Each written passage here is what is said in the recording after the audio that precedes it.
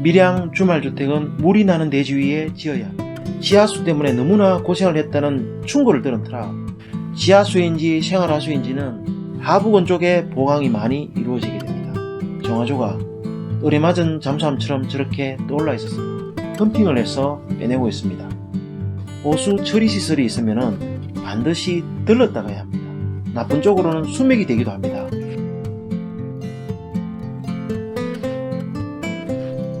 곽 소장입니다.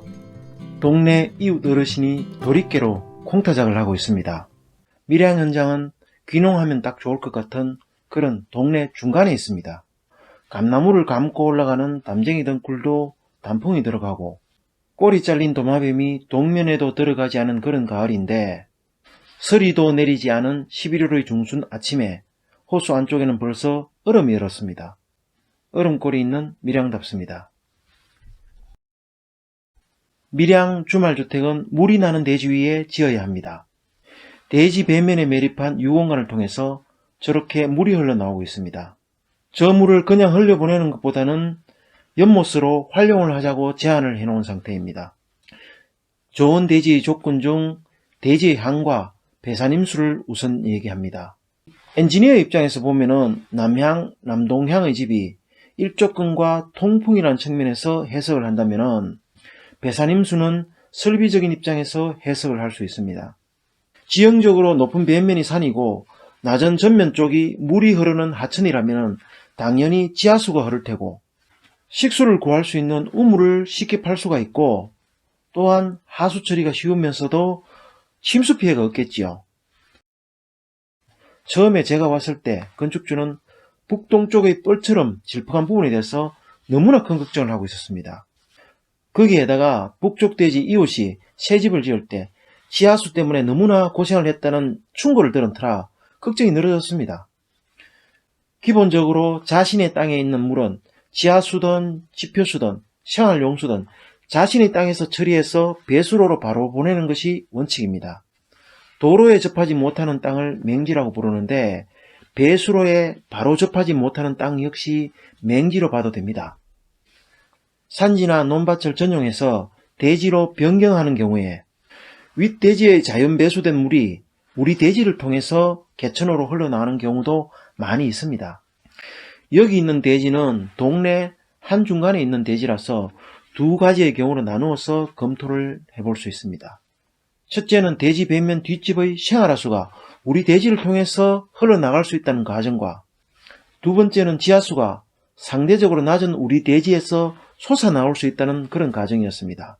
지하수인지 생활하수인지는 비가 온 전후 3, 4일을 비교해보면 명확해집니다. 비가 온 후에 수량이 많아졌다면 당연히 지하수가 솟아나는 것이겠지요. 우수 같은 지표수라면 배지 뒷면 쪽에 배수를 파야 될 것이고 이때 여름에 폭우로 인한 많은 수량에 대한 대비도 해야 됩니다. 지하수라면 지하수위를 고려하여 유공관을 매립하면 됩니다.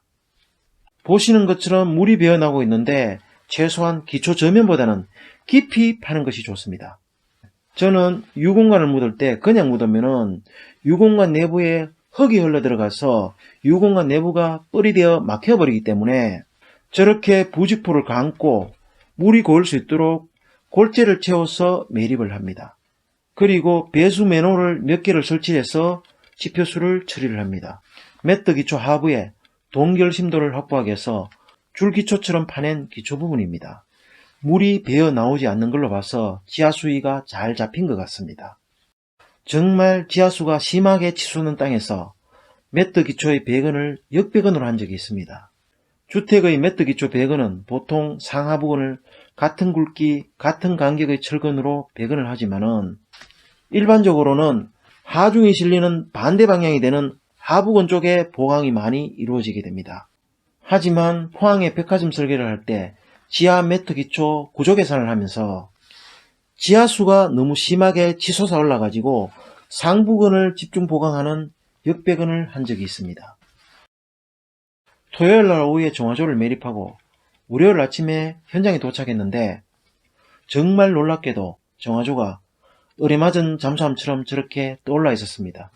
당연히 전 공정을 현장 관리하는 저희 책임이겠지만은 그리고 정화조를 시공하셨던 분도 그럴 리가 없다고 딱 잡아 떼셨지만은 정화조를 거꾸로 묻은 채로 준공을 내고 몇 년이 지나서 하자 시공을 한 창피한 이력이 있습니다.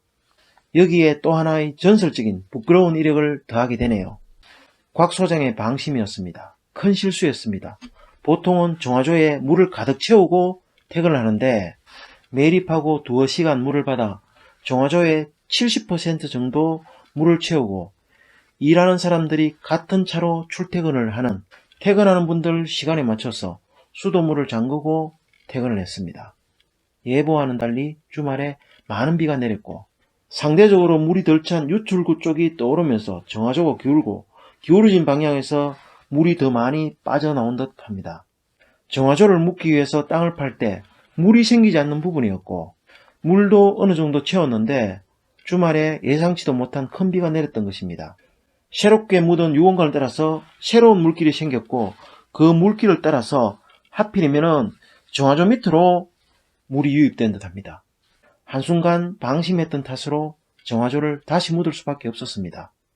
정화조 내부에 있는 물을 빼내지 않고 무리하게 정화조를 드러내면은 정화조가 파손될 수 있기 때문에 정화조 내부에 있는 물을 펌핑을 해서 빼내고 있습니다. 정화조 지름이 1.7m 정도 되기 때문에 늪처럼 생긴 저 부분은 좋기 2m 이상 깊이가 됩니다. 정화조를 드러내고 정화조가 묻혔던 자리의 뻘은 타설되었던 기초바닥까지 완전히 드러낸 다음에 토요일에 했던 매립 과정을 고스란히 되풀이하고 있습니다. 이미 레벨을 잡아놓았던 기초위라서 수직 수평 잡기가 그나마 쉽습니다. 한 집에서 정화조를 2번 시공하게 되네요. 이번 기회에 정화조에 대해서 제가 아는 상식을 간단하게 짚고 넘어가겠습니다. 주택에서 사용되는 물과 관련된 용어들입니다. 가장 기본적인 누구나 다 아는 상수, 하수, 바둑이 아닙니다. 그리고 배수와 폐수, 오수와 우수, 하수와 생활하수, 지하수와 지하침출수, 저도 헷갈립니다. 법적인 용어와 현장에서 통용되는 용어가 제각각이라서 그렇습니다.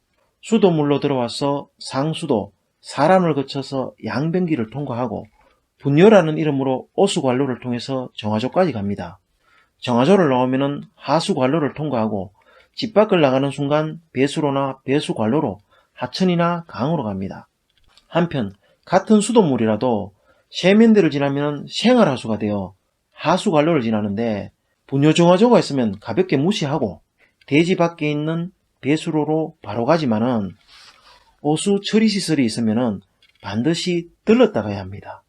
이때 변기를 통과해서 들어온 분뇨도 같이 정화가 되어 가지고 하수관로를 지나서 배수로나 배수관로를 지나 하천으로 가게 됩니다.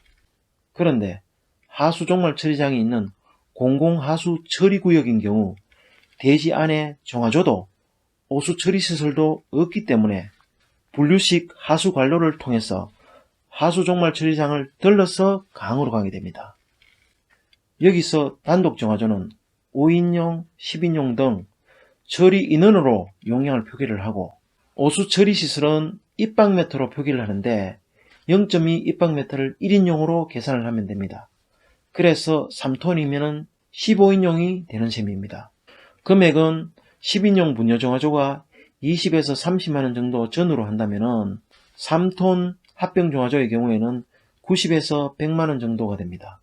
여기에 주철제 뚜껑도 추가되고 합병정화조의 경우에는 주철제 뚜껑도 많아지고 침전조도 설치를 해야 되고 브로어를 설치하려면 전기작업도 추가됩니다.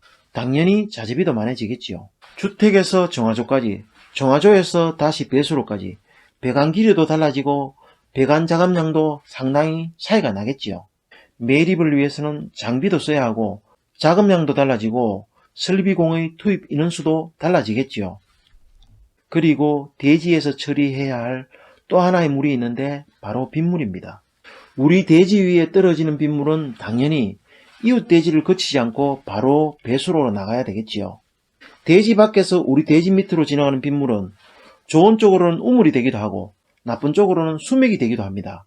여기 대지에서 걱정거리가 되는 물은 지대가 높은 서쪽과 북쪽의 대지에서 깊지 않게 흘러나가던 지하수가 지표수처럼 흘러나오는 지하 침출수입니다. 지하로 흐르는 물은 유공관을 통해서 지표로 솟아나올 수 있는 지하 침출수는 매너를 통해서 배수로로 보냅니다. 대지 전체를 40에서 50cm 정도 성토를 했기 때문에 지표로 솟아나올 수 있는 물은 없을 것으로 예상을 합니다. 끝까지 시청해 주셔서 감사드립니다. 구독과 좋아요를 부탁드립니다. 더 좋은 동영상으로 꼭 보답을 하겠습니다. 감사합니다.